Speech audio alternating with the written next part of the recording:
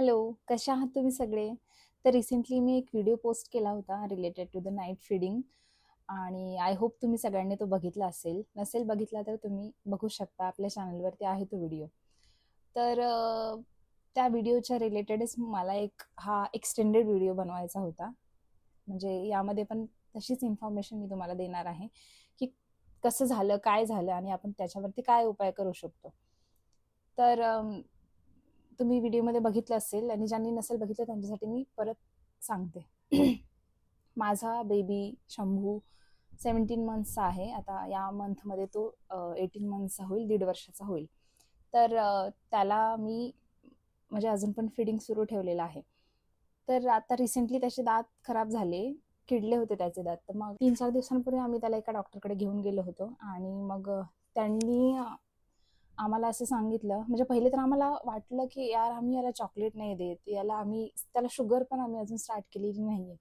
त्याला आम्ही गुळ पावडर वगैरे असं देतो, ते पण थोड्या प्रमाणामध्ये. तर मग याचे दात किडलेच कसं काय, हाच आम्हाला प्रश्न होता, आम्हाला दोघांना पण. म्हणजे खूप टेन्शन आलं होतं की यार एवढ्या लहान मुलाचे दात कसे किडू शकतात. मग आम्ही तेच दाखवण्यासाठी एका डॉक्टरांकडे गेलो. चांगली होती ती डॉक्टर पण. आता डॉक्टरांनी त्याला चेक वगैरे केलं आणि मग मी त्यांना रिझन विचारलं की कशामुळे झालं हे, दात कशामुळे किडले एवढ्या लहान बाळाचे. तर मग त्यांनी असं सांगितलं आम्हाला की हे नाईट फिडिंगमुळे होतं. तर मग मी म्हटलं नाईट फिडिंगमुळे कसं काय होऊ शकतं, आपण बाळाला दूध पाजणं तर नाही सोडू शकत ना. तर मग त्यांनी असं सांगितलं की कंटिन्युअस नाईट फिडिंगमुळे हे होतं. आता हे पहिले कधी ऐकलं नाही ना, कधी कोणी आम्हाला सांगितलं नाही. म्हणजे एकदम शॉक झालो आम्ही की आईच्या दुधाने असं पण काही होऊ शकतं. ठीक आहे, मग ते झालं. मग त्यांनी मग आता याच्यावरती उपाय काय असं विचारलं. मग त्यांनी आम्हाला 3 ऑप्शन्स सांगितले. एक पहिलं होतं ते एक एस-डी-एफ ट्रीटमेंट असते. म्हणजे जे किडलेले दात आहेत ते अजून किडू नयेत म्हणून त्याच्यावरती जेल ऍप्लिकेशन करतात. आणि सेकंड ऑप्शन होता रूट कॅनल. आणि थर्ड ऑप्शन होता ड्रिलिंग. ड्रिलिंगमध्ये तो जो म्हणजे किडलेला पार्ट आहे तो ड्रिल करून काढून टाकतात. तर हे 3 ऑप्शन्स त्यांनी आम्हाला दिले. मग आम्ही लगेचच त्यासाठी म्हणजे नाही केलं ते काही आणि घरी आलो. आणि मग थोडा विचार केला, कारण कसं आहे ना, तो जेव्हा ते डॉक्टर शंभूला चेक करत होते ना, तेव्हाच तो एवढा रडत होता ना, तर या 3 ट्रीटमेंटसाठी तर तो रेडी झालाच नसता त्यावेळी. म्हणून आम्ही मग घरी आलो आणि घरी आल्यानंतर मग दुसऱ्या दिवशी आम्ही एक सेकंड ओपिनियन घेण्यासाठी दुसऱ्या डॉक्टरांकडे गेलो. कसं आहे, आता आई वडील आहोत आम्ही, लगेचच तयार नाही होणार ना आपण. तुम्ही समजू शकता की म्हणजे एवढ्या छोट्या बाळाला एवढं असं काही ट्रीटमेंट करायला नाही मन तयार होत. मला तर एवढं टेन्शन आलं होतं ना, जेव्हा ते डॉक्टर मला सांगत होत्या की तुम्हाला असं असं करावं लागेल. तर तेव्हा मला म्हणजे ते इमॅजिन करूनच सिच्युएशन माझ्या डोळ्यामध्येच पाणी आलं.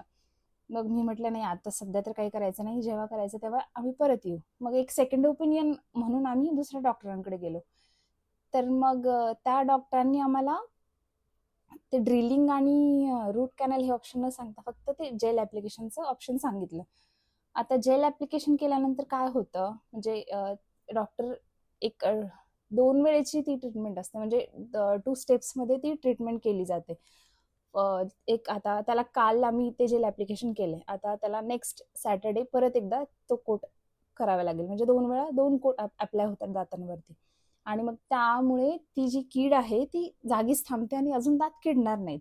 पण त्याचा साईड इफेक्ट हा आहे की बाळाचे दात काळे दिसायला लागतात. आणि मग आम्ही असा विचार केला की ठीक आहे, सध्या काळे दिसले तर काही फरक नाही पडणार, पण अननेसेसरीली त्याला जो रूट कॅनल म्हणा किंवा ड्रिलिंगमुळे जो काही त्रास होणार होता तो आम्हाला नको होता. म्हणून आम्ही मग हे जेल ऍप्लिकेशन प्रोसेस केली. आणि आता त्याचे दात थोडे थोडे काळे दिसत आहेत, पण ठीक आहे, हे पडतील, दुसरे नवीन येतील, काही प्रॉब्लेम नाही त्याला. आणि मी हे सगळं तुमच्यासोबत का शेअर करते, कारण मला असं वाटतं की ज्या नवीन मॉम्स आहेत ना, जसं मला माहित नव्हतं की असं काही होऊ शकतं, कोणालाच माहित नव्हतं, आमच्या घरी पण कोणालाच माहित नव्हतं की असं काही होऊ शकतं. म्हणून मला असं वाटतं की हे आता तुमच्यासोबत असं काही घडू नये. जे नवीन मॉम्स आहेत ना, त्यांनी पहिलेच केअर घ्यावी आपल्या बाळाची, आपल्या बाळाच्या दातांची. म्हणजे तुम्ही जेव्हा पॉसिबल असेल तेव्हा जर तुमचं बेबी 6 महिन्याच्या वरचं असेल तेव्हा आपण पाणी देऊ शकतो. तेव्हा दूध पिल्यानंतर त्याला इमिडिएटली पाणी द्या. नाईटमध्ये नसेल पॉसिबल तर ठीक आहे, पण मग डेमध्ये तरी दूध पिल्यानंतर लगेच पाणी प्यायला द्या, म्हणजे दात स्वच्छ राहतील.